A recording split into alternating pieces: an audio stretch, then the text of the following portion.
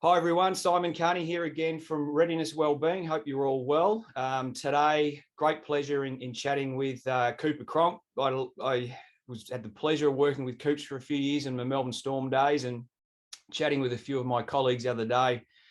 I'm thinking that one of the best or the best athlete I think I've worked with over the 20 odd years in terms of controlling the controllables was Coops. And thanks, Coop, for agreeing to come on, mate. Hey, Simon, how are you? That's a very, very good introduction, mate. I do a couple of these, and that's one of the best I've had. So thanks for having me. No, all true, Coop. So I appreciate it, mate. As I said, your ability to get the most out of yourself and control the controllables to perform on the weekend, I thought was just second to none. And obviously that's what's well known. But mate, sort of tell us about your practices around sleep and nutrition and hydration and mindfulness in preparing to perform on the weekend and what influence that had on it, mate. Yeah, it's funny. I look back on my career and the early parts of it, I just did what most people did. I was just a run-of-the-mill type player, and my career was run-of-the-mill. It was average, and I played that way. And I don't think my natural ability was going to ever take me to the next level that I wanted to get to. So I had a desire to do that. And working with some really good people like yourself at Melbourne Storm and the resources that the Storm offered, it was almost that obvious that I had, if I wanted to go to another level, I had to find different ways, 1%, 2%, and things like that, because I wasn't naturally gifted. So, look, in terms of trying anything, I did all of it. It's a bit of trial and error. I didn't know what worked. I went basically full organic and really changed my diet through a period of time.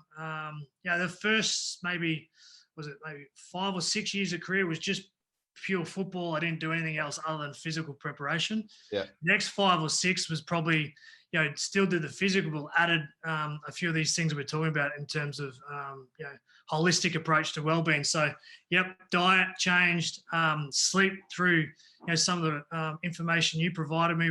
We did things like that. Did altitude training. I think 2012, 2013, I basically did a daily meditation routine, and it was pretty full on. But the whole thing for me was elite performance.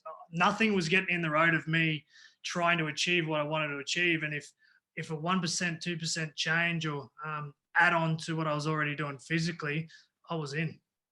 And Coops, did you notice, obviously what the mind thinks the body will follow, when you said that you attacked more of the mental side of your preparation, did you see an improvement game day, or are you clearer in your cognitive decisions and all that? Is it significant there, or it's a bit of a blur, or how did you find that? No, it's just really hard to put a number or crystallize exactly what it is. But I think the one thing I took from all the off-field well-being things I was applying to my career and football performance is that I became really in the zone, if that's the word you want to use. I was much more consistent through that period of time in my career.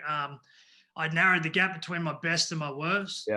I was more even going into every game as opposed to riding the emotional roller coaster of things. So, look, I don't think you can really put a number on it, but in terms of consistency, that improved dramatically.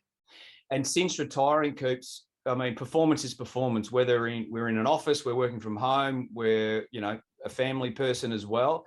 What practices are you doing, and what routines are you doing any of that, mate, now in terms of your mindfulness at the moment, and what effects that having on your personal life and your professional life? Not to the extent of that I was when I was playing, but I think it's a bit like what I've found through my career doing all this off-field 1%ers is that it's like a bank account. If you put more in, when you get older, it's just like taking money out of your account. So now I still think about the gratitude books I used to do. That has definitely changed my mental space around, all things relative in terms of life and COVID and things like that. The diet's still exactly the same. I haven't changed that too much.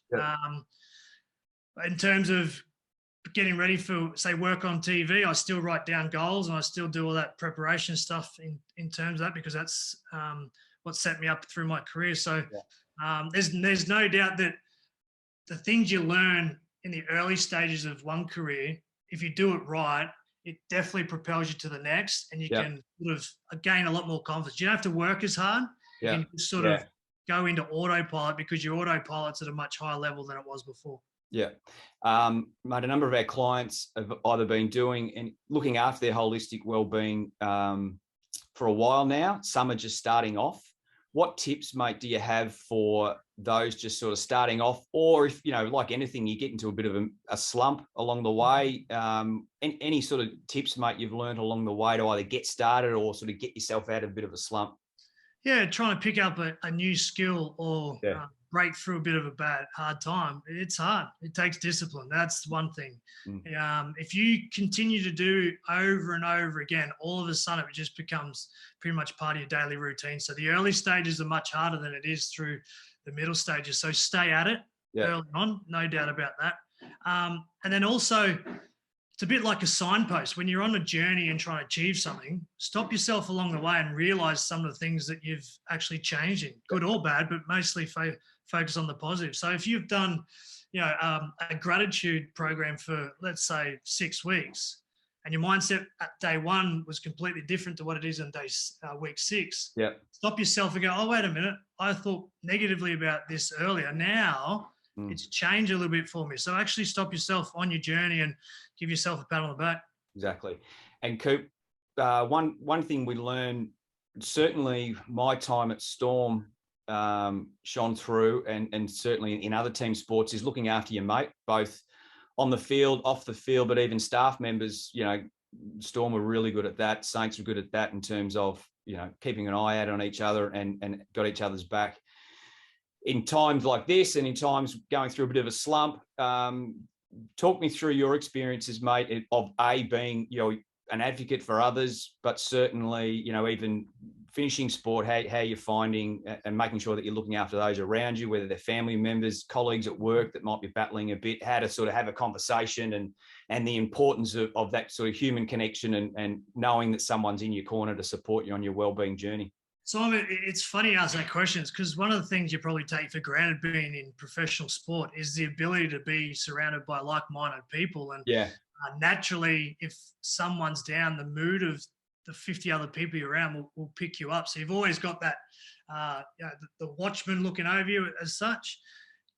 Moving into a different aspect of life since retiring, it's one thing you have to actually be mindful of. You actually have to go and gravitate towards people that you want to hang out with, because if you stay in your silo, like COVID, it's pretty hard to do. So, look, I love my WhatsApp groups. I love Zooms with friends. I love the fact that you can, catch up and, share a story or have a drink or even have a meal to celebrate people's birthdays, even though it's over Zoom.